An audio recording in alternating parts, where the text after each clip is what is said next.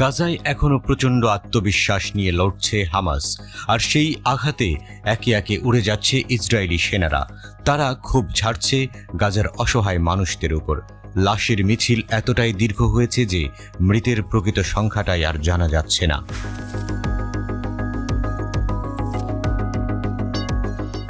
Hamas আন্দোলনের সামরিক শাখা আল কাসাম ব্রিগেড নিয়মিত হামলা অব্যাহত রেখেছে।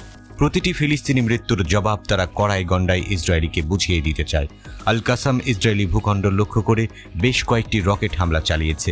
কিরিয়াত শামোনা এলাকার জিবুর ক্যাম্পের ৭৬৯তম ইস্টার্ন ব্রিগেডের সদর দপ্তরকে লক্ষ্যবস্তু বানায় তারা।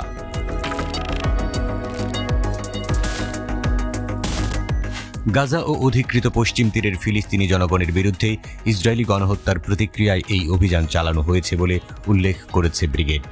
এদিকে অবরুদ্ধ গাজার মধ্যাঞ্চলে ইসরায়েলের সেনাদের সাথে প্রতিরোধকামী যোদ্ধাদের ভয়াবহ সংঘর্ষে অন্তত ৩ দখলদার সেনা নিহত হয়। এই ঘটনায় আহত হয়েছে ১১ জন। ইসরায়েলের গণমাধ্যম এই হতাহতের খবর জানিয়ে বলেছে, নিহত রিজার্ভ সেনারা ইসরায়েলের সামরিক বাহিনীর ৯৯তম ডিভিশনের সদস্য ছিল। গাজার নেজ্জারিন চেকপয়েন্টের কাছে তারা নিহত হয়। এই নেজ্জারিন চেকপয়েন্টের মাধ্যমে উত্তর এবং দক্ষিণ গাজা বিভক্ত হয়েছে। ওই সংঘর্ষে ১১ জন ইহুদিবাদী সেনা আহত হয়। ইসরায়েলি গণমাধ্যম বলছে, হতাহত কয়েক সেনাকে হেলিকপ্টার করে যুদ্ধক্ষেত্র থেকে সরিয়ে নেওয়া হয়েছে, তবে কয়েকজন যুদ্ধক্ষেত্রেই চিকিৎসা নিয়েছে।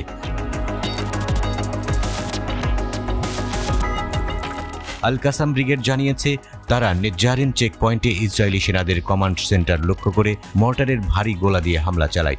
ইসরায়েলি সামরিক বাহিনী স্বীকার করেছে, গাজায় স্থল আগ্রাসন চালাতে গিয়ে তাদের মোট ২৬০ সেনা নিহত হয়েছে। আল মায়াদিনের সংবাদদাতা বলেছেন, লেবানন থেকে আল জলিলের দিকে রকেট হামলা হয়েছে। ইসরায়েলের আয়রন ডোম আকাশ প্রতিরক্ষা ব্যবস্থা সক্রিয় করা হয়েছিল, তবে বেশিরভাগ রকেট তাদের লক্ষ্যে পৌঁছেছে।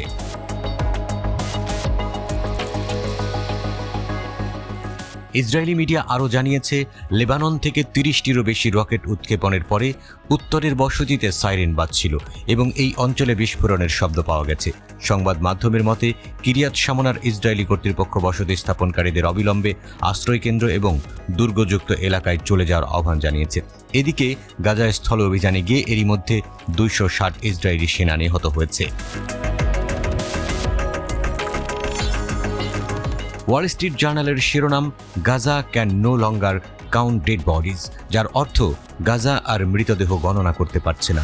ওয়াল স্ট্রিট জার্নাল ফিলিস্তিনি স্বাস্থ্য কর্তৃপক্ষকে উদ্ধৃত করে বলেছে যে তাদের আর গাজায় সমস্ত মৃতদেহ গণনা করার ক্ষমতা নেই। বিশেষ করে হাসপাতাল, জরুরি পরিষেবা এবং যোগাযোগ ব্যবস্থা খুব কমই কাজ করছে।